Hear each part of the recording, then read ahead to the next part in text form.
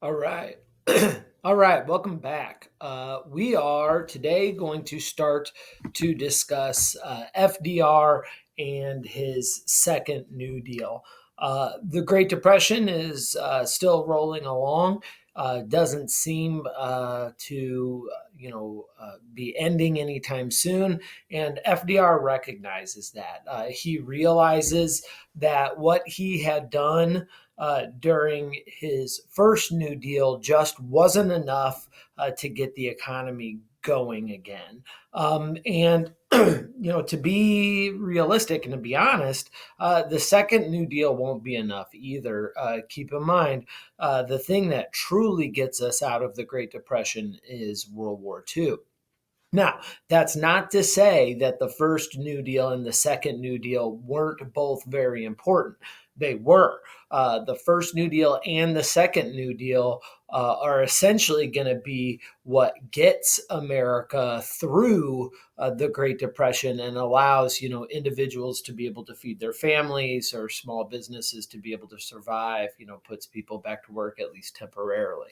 That being said, FDR recognizes that his first New Deal wasn't enough. So he comes up with a second New Deal. And so he realizes that this New Deal has to be different than the first one. So, what are those differences? Well, the first New Deal was definitely more conservative, although, for its time period, the first New Deal was not actually conservative. But compared to the second New Deal, it really was conservative, meaning it didn't go as far to change the American economy and the American economic system as the second New Deal will. Right? Most people agreed with the New Deal, even the rich that were being asked to pay more in taxes. Most of them were on board during the first New Deal. We'll see that start to change with the second New Deal. You're going to see, a little bit more resistance to the second New Deal than from the first one. The first New Deal tended to rely mostly on the first two R's of the three R's we had discussed in the previous lecture on the Great Depression, which is relief and recovery. Again, remember, there's relief, recovery, and reform. The first New Deal is mostly about relief and recovery. Relief is doles or government handouts to individuals. That can either be money or food or clothing, whatever the local government deemed to be the most necessary. Recovery means recovery from an economic depression or recession. And so the recovery part of the New Deal was, how do we get people back to work with things like the PWA or the CCC, those first New Deal policies. Most people can get on board with those things, right? Like, hey, if we've got a family and they don't have enough food, let's get them food or let's get them cash as quickly as possible so we can get them those things that they need so they don't starve, right? People will also agree that, hey, the government should probably do what it can to get people back to work. And so if it's the government job to build schools, then let's build more schools, and we can do that through organizations like the PWA. And so most people got on board with relief and recovery. It's reform that's going to be, kind of the most controversial part of that, and that's changing our capitalist system, right? The reality is capitalism has lifted more people out of poverty than any other economic system in the history of the world, and so people are hesitant to mess with that. But we know through looking at industrialization that laissez-faire capitalism probably isn't the best form of capitalism anymore. But anytime you're talking about changing something as important as a country's economic system, that's going to be controversial. Right. So the second New Deal is definitely more liberal, which means bigger changes than the first New Deal. And like I said, the most of the focus on the second New Deal is going to be on reform, right?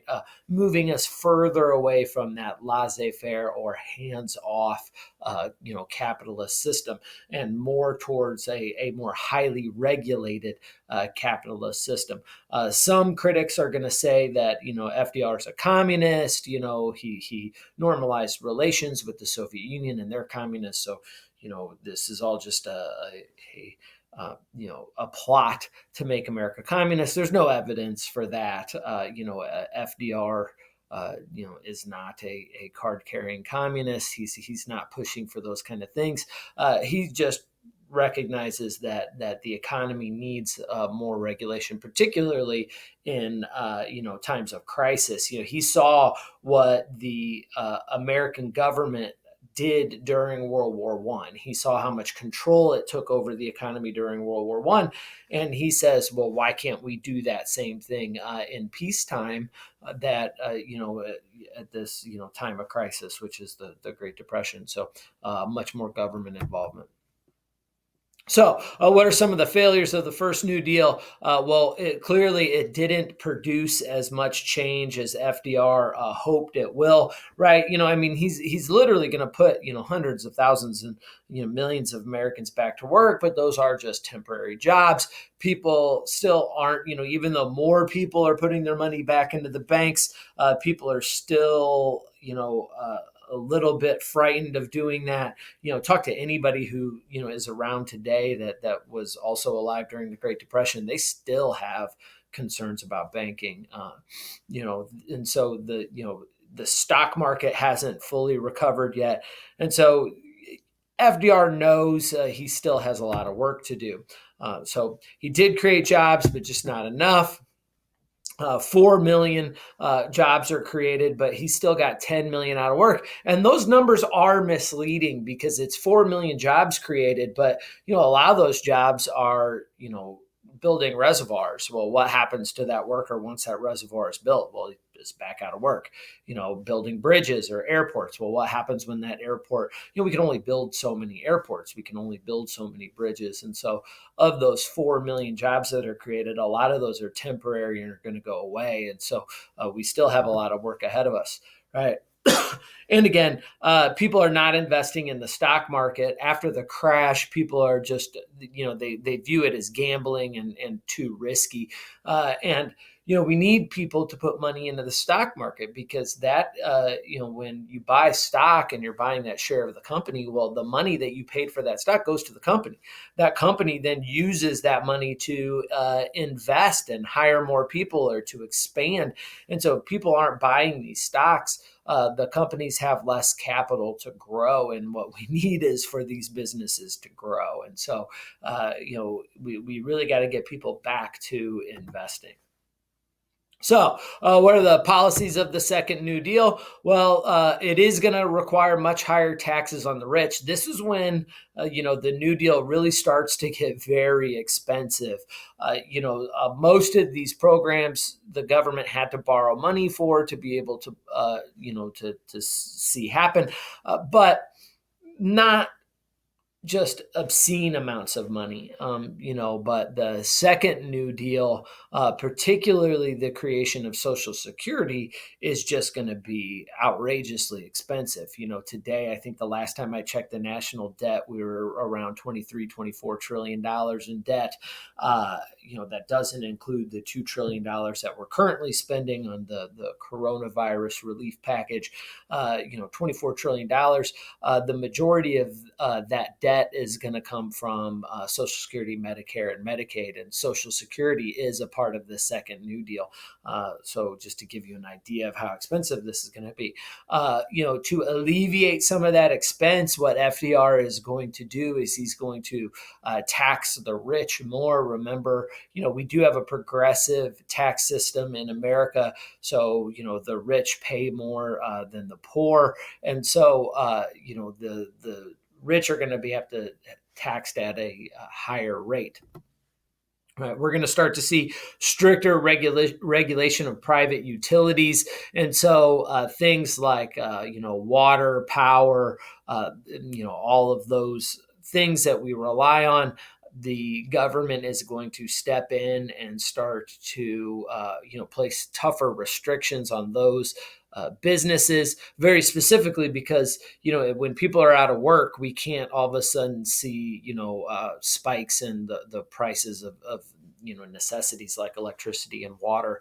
And so the private utilities are going to see more regulation, which is going to scare people because they're going to think, oh, that's some sort of socialist intrusion, when in reality it's probably just a regulation that needed to be done a long time ago. We're going to see subsidies for rural electrification. We talked about that in the previous lecture with the TVA, where we really start to realize that if you want to help increase the standard of living for poor people, you got to be able to provide them with electricity. The electricity means all of a sudden now you have you get extra hours in the day, so you don't have to go to bed when it's dark or try and read by candlelight or firelight. This is allows time for self-improvement, but more importantly it allows for just electrical appliances. If you have a clothing like a washing machine at home to wash your clothes, that literally is going to free up days and days of time from for a lot of these women in the poorest regions of America. And that means that those women can now get part-time jobs, or they can get an education, or they can just use that time to be active in their community, which will later lead to greater political involvement and a gigantic step forward for women. I think I this is one of the things I think that history ignores a lot of times, and it's the ability for women to step outside of the cult of domesticity, and step outside of just this belief that a woman is should only remain in the home, and it's electricity and electrical appliances that are going to give women more freedom to be able to step outside of those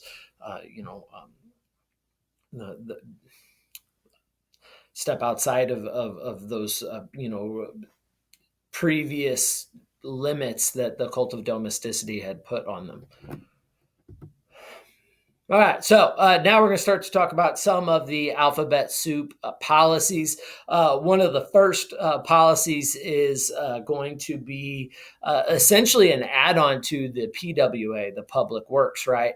So the WPA, which is the Works Progress Administration, is going to be a just kind of the evolution of the PWA. The PWA, by the way, was one of the more popular, alphabet soup policies coming out of the first New Deal. Just FDR starts to realize that what the PWA wasn't enough, and so the WPA is like is the PWA on steroids, and so it's providing again work relief by building projects, roads, bridges, airports, things of that nature. But it's going to go further than that, because we think of, oh, we got to create jobs. And a lot of times we right away go to construction jobs or things of that nature. But there are other people that are out of work and they need to be hired as well. Teachers need jobs with all this kids being pulled from schools. That's going to be important. Writers are out of work, dancers, musicians. I mean, one of the areas in the economy that gets absolutely hit the hardest in recessions and depressions are the arts. And so, those people need work. They got to pay their rent, and they've got families to feed as well. And so the WPA is going to be much more broad, and it's going to encompass a whole lot of different, areas of the economy. And so you're going to see construction projects. Sure, there's going to be much more of that.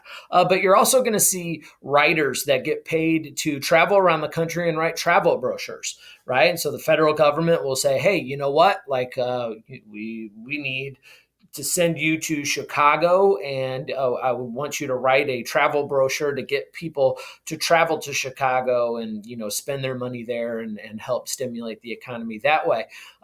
They pay local bands to put on performances at parks. So, to entertain people. Like one of the things that I think we don't think about a lot when you talk about 30% unemployment, the first thing you think about is like, oh my God, how are those people going to feed their families? And that's definitely the most important thing. But you also got to be thinking about what are they going to do with their time, right? And so, right now we're in the middle of the coronavirus, lockdown in Illinois, and boy, I am struggling to fill my time. Now, thank God I have a job, but I'm going out of my mind here at home. And so, if you're going to be able to keep your population,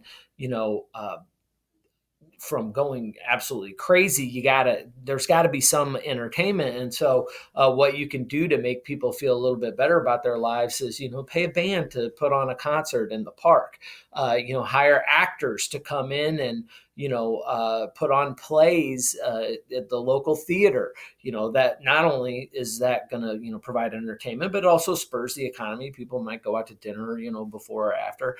They're going to pay photographers to travel around the country and chronicle the Great Depression.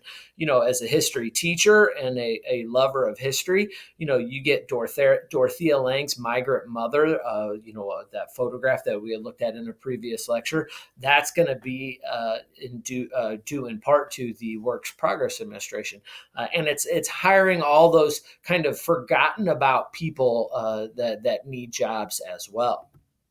So we're going to see the ideas to create as many jobs as quickly as possible, and in a broad range of jobs as well.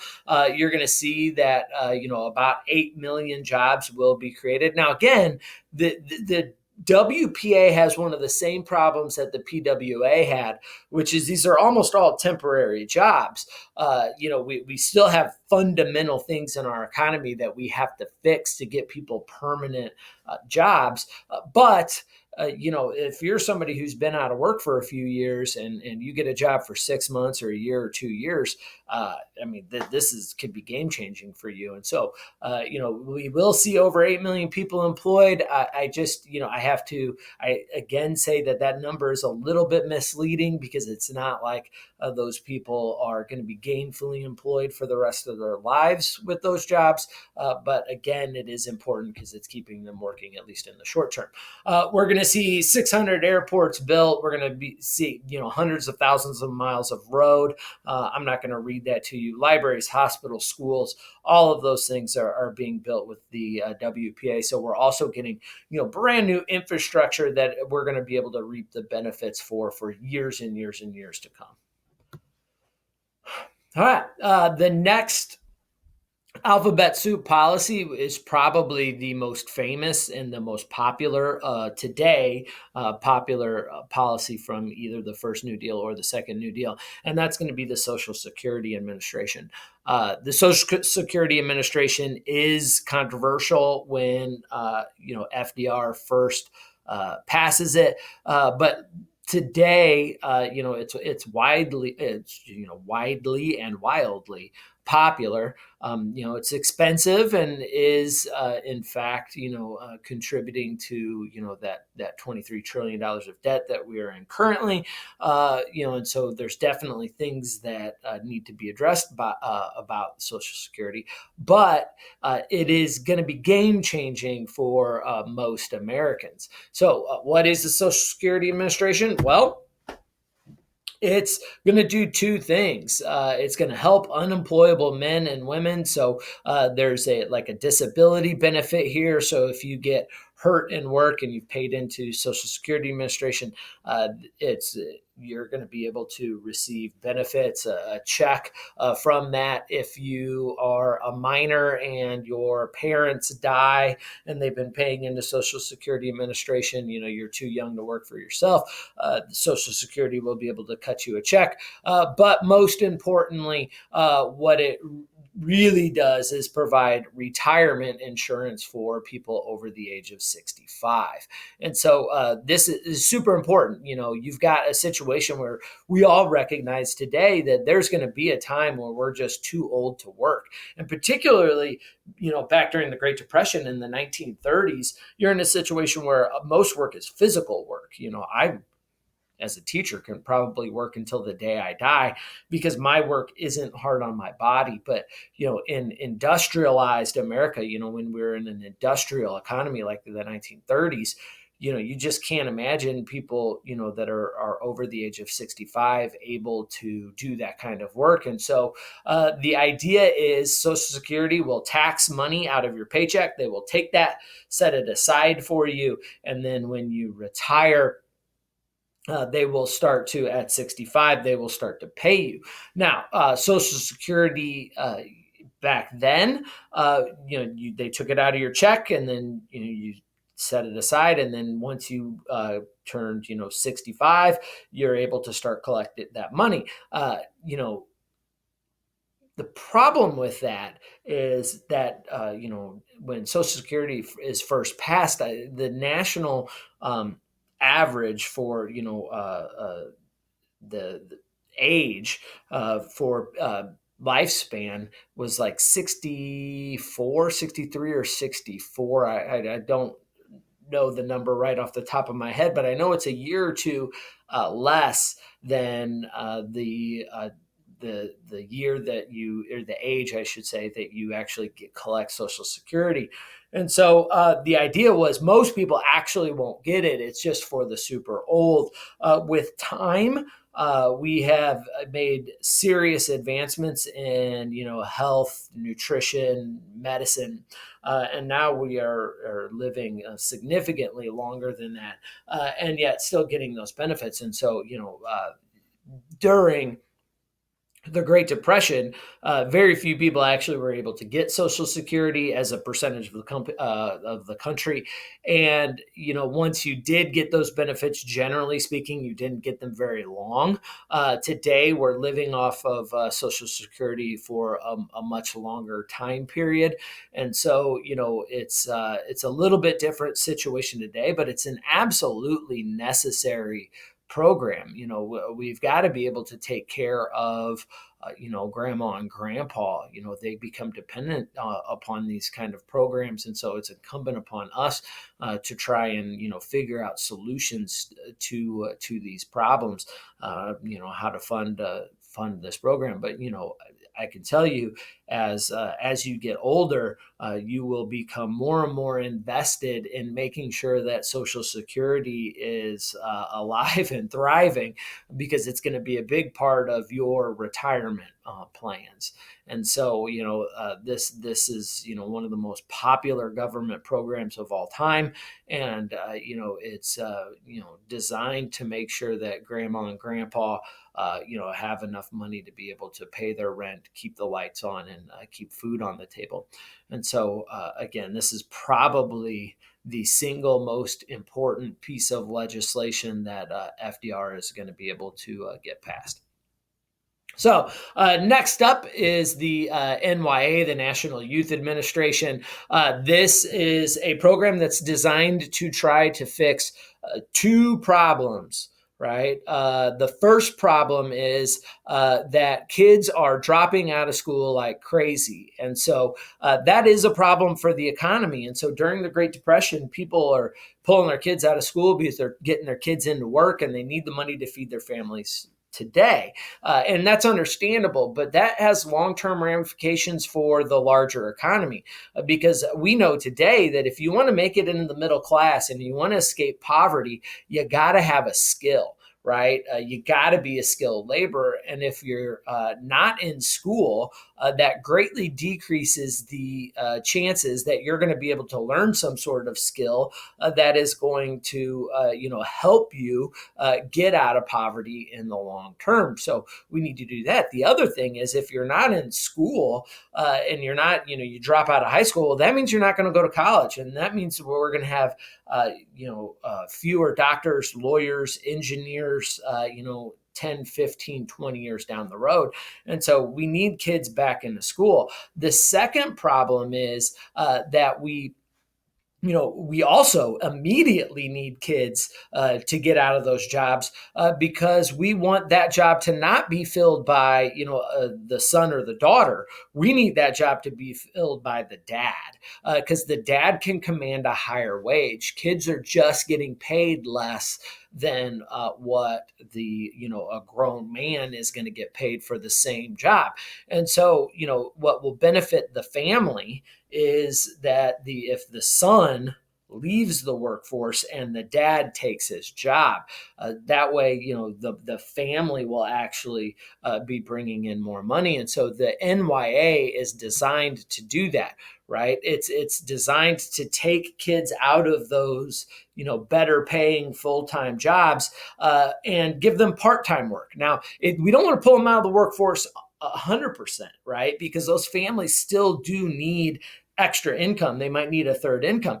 But if you give them part-time work, that means the better full-time jobs can go to dad. And because it's part-time work, the kid could still go to school and learn a skill, which is better for the kid throughout the kid's life. But it's also good for society because we're going to make sure we get those doctors, lawyers, engineers all trained. The idea that we're pulling kids out of the workforce and we're going to see there's going to be restrictions put on any kind of dangerous work and factory work. I think sometimes the history books like to point out like, oh, look how progressive we are. We're taking care of children finally. The reality is in America, we have a pretty long history of, using kids as labor.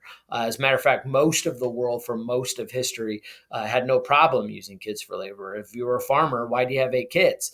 You had 8 kids because you're going to hope that 4 of them are boys, that 2 or 3 of them survive. The mortality rate was terrible back when we were an agricultural society, and then those boys will help you till the fields and do whatever extra work around the house. And so you actually had kids for labor. But then once we industrialize, we start to realize that it's one thing to have a kid working on your farm for you. It's another thing to put a kid in a factory working for somebody else. That somebody else doesn't care about the health and well-being of your kid. They just want the cheap labor. And so we start to realize that maybe we need to start to regulate that, and the NYA is going to help do that. So like I said, it enables high school kids and college kids to remain in school while still earning at least some money to help the family. And it's going to also put restrictions on, the ages of kids. If you're working any kind of dangerous job, you're going to working in a coal mine, you're going to have to at least be 18 to do that kind of work. To be in a factory, you're going to have to be at least 16. And when you're in those factories, there are certain jobs that you're just not going to be allowed to do because they're too dangerous. And so we're also going to start to, finally protect kids. All right. That's it for FDR's second New Deal. I appreciate your attention. I hope you guys have a good day. Thank you.